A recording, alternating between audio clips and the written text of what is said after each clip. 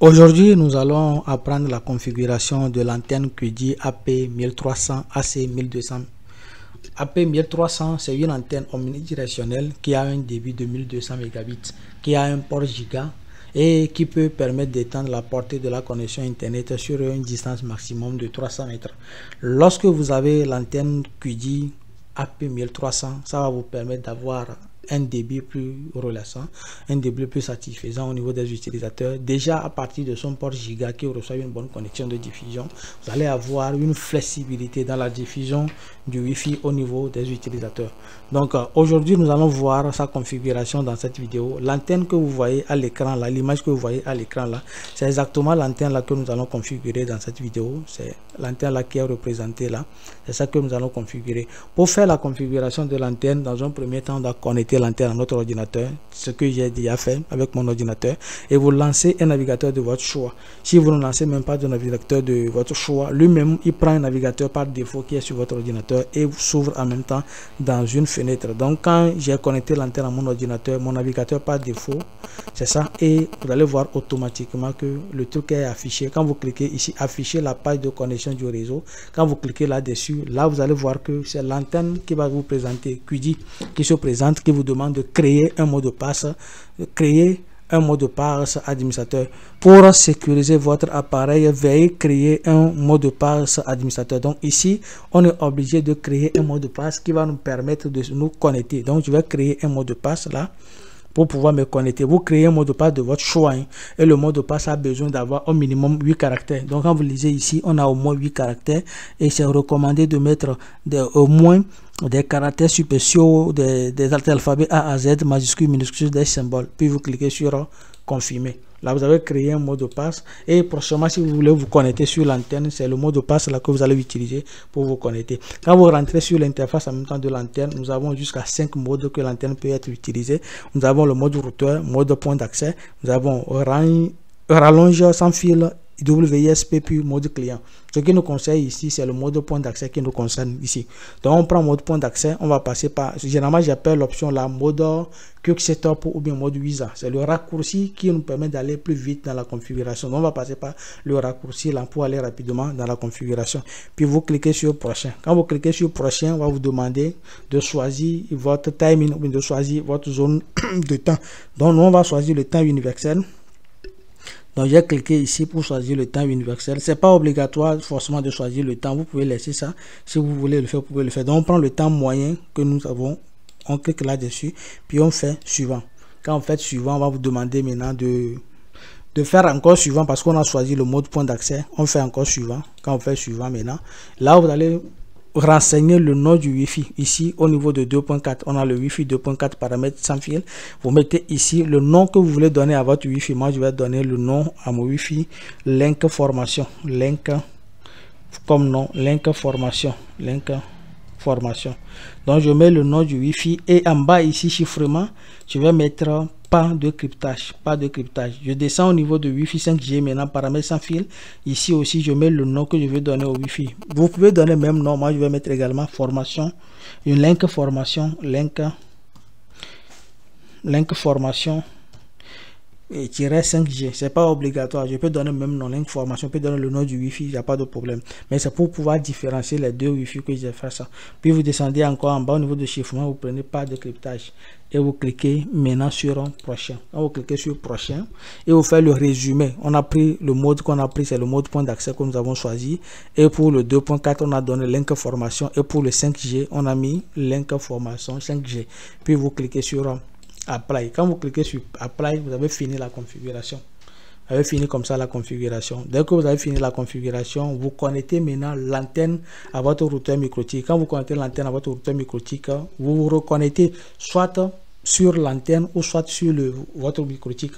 Donc quand j'ai fini de faire la configuration, moi je vais aller directement connecter l'antenne à mon routeur MikroTik et je vous reviens. Je vais connecter l'antenne à mon routeur MikroTik, 2 secondes. Donc je viens de connecter l'antenne à mon routeur MikroTik. Dès que l'antenne est connectée maintenant, je vais me connecter sur le Wi-Fi de l'antenne. Ici, je clique ici pour me connecter sur le Wi-Fi de l'antenne. On avait donné comme Wi-Fi de l'antenne link formation. Là, je clique sur le nom du Wi-Fi de l'antenne pour me connecter. link formation. Normalement, quand vous vous connectez sur le Wi-Fi de l'antenne, on devait avoir automatiquement la page du microtik qui devait s'afficher parce que l'antenne est connectée sur le microtik. C'est la page du microtik que l'antenne devait renvoyer comme portail captif qu'on devait avoir. Donc ici le Wi-Fi est connecté, je vais me redéconnecter pour qu'on puisse reprendre, vous allez voir.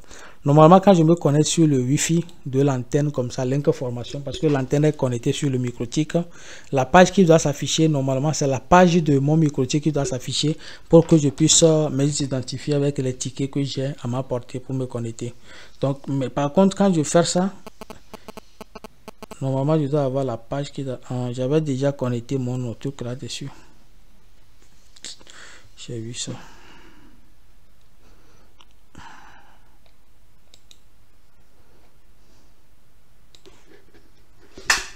Donc, lorsque vous avez fini de connecter le routeur microtik à l'antenne ou bien l'antenne à votre routeur microtik et vous vous connectez sur le Wi-Fi de l'antenne, on va essayer de se connecter sur le Wi-Fi de l'antenne. Pour le Wi-Fi de l'antenne, j'avais mis link formation. C'est ça qui est en haut ici, link formation. Quand vous connectez sur le Wi-Fi maintenant de l'antenne, vous allez voir que au lieu que la page du microtik ne s'affiche, vous avez la page de l'antenne qui s'affiche encore. Au lieu que la page du microtik qui s'affiche pour que les clients puissent se connecter, vous avez encore la page du microtik qui s'affiche. Pour pouvoir contourner ça, pour que la page du microtik, pour pouvoir contourner ça, pour que la page de l'antenne ne s'affiche plus, vous allez juste aller dans le microtik. Vous vous connectez d'abord sur le microtik. Vous allez dans le microtik. Tu vas chercher le microtik. Tu vas me connecter sur le microtik. Ça vient pas, je vais me connecter sur le microtik. Vous allez vous connecter sur le microtik, soit par câble, soit par le Wi-Fi. Le microtik, j'avais donné un nom comme microtik formation. Donc je clique là-dessus pour me connecter. Il a déjà envoyé la connexion aussi sur le microtik. Le microtik a déjà la connexion. Donc si le microtik arrive à se connecter, là je peux aller sur le microtik et aller finir la configuration là-bas. Le microtik est connecté, je lance mon Winbox. Dès que je serai dans Winbox, ça c'est l'adresse IP de mon microtik. Donc je me connecte là-dessus. Oui, je suis connecté. Dès que je me suis connecté sur le microtik, je vais d'abord vérifier l'adresse IP. Je vais vérifier l'adresse IP de mon antenne. L'adresse IP que l'antenne a pris. Quelle est l'adresse IP que l'antenne a pris? Parce que l'adresse IP, je connais l'adresse IP de l'antenne. Ça c'est bon. Ou bien si je connais le masque de sous-réseau, la passerelle par défaut. Si je connais la passerelle par défaut de l'antenne, l'adresse MAC de l'antenne aussi intervient. Donc ici j'ai l'adresse IP de mon routeur, de mon ordinateur. Ça c'est l'adresse IP de mon ordinateur. Et ici c'est l'adresse IP de mon antenne que j'ai configuré. Ça c'est l'adresse IP de mon antenne. Vous faites juste clic droit sur l'adresse IP de l'antenne et vous cliquez sur MAC Blending. Vous cliquez ici juste sur MAC Blending. Et ici, vous venez juste ici au niveau de Regularity, vous prenez Bypass. Vous cliquez sur Bypass. Quand vous cliquez sur Bypass, vous faites Apply. OK. Maintenant, quand vous faites ça, lorsque vous vous reconnectez maintenant sur le node du Wi-Fi de l'antenne, on va se connecter sur le node du Wi-Fi de l'antenne, link formation maintenant. Quand on clique là-dessus, vous allez voir qu'il n'y aura plus le portail captif. C'est la page du microtik qui va venir maintenant. C'est la page du microtik qui va s'afficher maintenant. Là, on vient de bypasser le problème qu'on a au niveau de l'antenne QD. Donc là, vous allez voir que la page ne va plus s'afficher, mais on va avoir automatiquement le portail captif du microtik pour nous connecter et avoir accès à l'internet. Donc moi, j'avais déjà connecté un code sur mon ordinateur. C'est pourquoi c'est venu. Je dois avoir automatiquement l'internet parce que moi j'avais déjà tapé un code. Comme l'antenne est autorisée maintenant, je peux avoir l'internet directement sur mon ordinateur. Dans votre cas, vous allez avoir le portail captif. Si vous n'avez pas encore connecté l'antenne, vous allez avoir le portail captif. Ou bien si vous avez comment appelle-t-on, un code, vous pouvez voir que vous allez taper le code maintenant et vous allez connecter. La même chose aussi au niveau du portable. Quand vous connectez avant sur le portable, vous allez constater que c'est le portail captif qui s'affiche, la page de QD qui s'affiche. Mais lorsque vous avez suivi la procédure pour bypasser, automatiquement on a internet. Actuellement, moi j'ai l'internet sur mon ordinateur et la page du portail captif, c'est ça qui va s'afficher normalement.